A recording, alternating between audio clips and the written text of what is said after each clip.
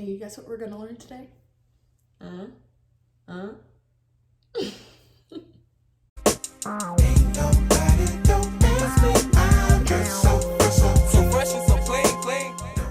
Hello beautiful people, welcome back to my channel. I am Jasmine if you didn't know, and today we're going to talk about how to write a good SOAP note.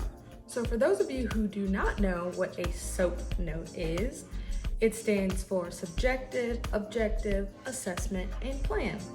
And it is the documentation you write about your clients each time you have a session. Let's go ahead and get started with the S, the subjective section. The S is kind of like that soup or that salad you get at the hibachi restaurant before they actually come and bring your meal. It's like getting your taste buds ready for the actual dinner, right? So in the S section, what you want to do is talk about your client. When did they show up? Who did they show up with? And how did they show up? So let's use little Jasmine for an example. Little Jasmine arrived on time for her scheduled speech therapy session. She was accompanied by her mother. Little Jasmine appeared happy, as demonstrated by an easy transition to the therapy room, and she was participatory for the entire session. Done. Easy.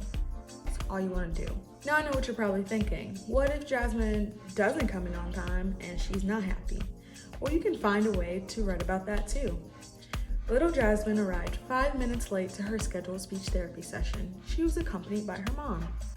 Little Jasmine appeared frustrated, as demonstrated by kicking and screaming the entire way to the therapy room and crying for the first 10 minutes of the session. So let's move on to the O. The O stands for objective. That's like the point in your hibachi dinner where they have all the ingredients out, they're on the grill cooking, and you can clearly see what's going to be put on your plate, right? So the O section is where you write all of your data as is. You don't want to write any fluff. You don't want to really explain it. You just see it for what it is, right? So let's say little Jasmine had a goal for saying K in the initial position at word level.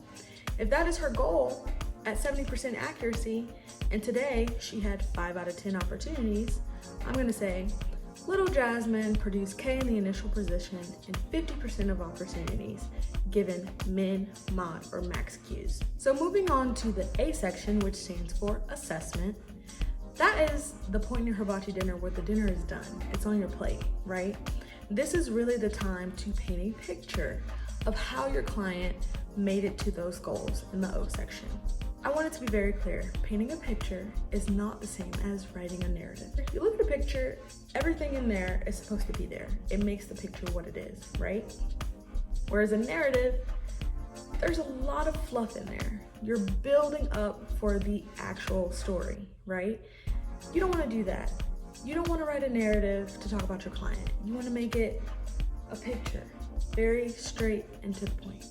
So your A section is just built to add a little bit of explanation to why little Jasmine had 5 out of 10 opportunities and what you did to get her there. So you might include your activity, you might include what types of cues you used, all that good stuff. So finally, we have reached our P, which stands for plan. You finished your dinner, you paid for your dinner, and now you're about to figure out, am I gonna go home and go to sleep? Am I gonna go hang out with my friends? What's the plan after dinner, right? So a plan is just used to talk about what you're gonna do in your next session based on what happened in this session. I don't think I've ever written more than 2 sentences in my plan section. So for using little Jasmine as an example, I might say, we will continue to target speech and language goals for little Jasmine. Next session will be focused on reducing the amount of cues needed to produce initial K. That's it. You don't need a paragraph for your plan.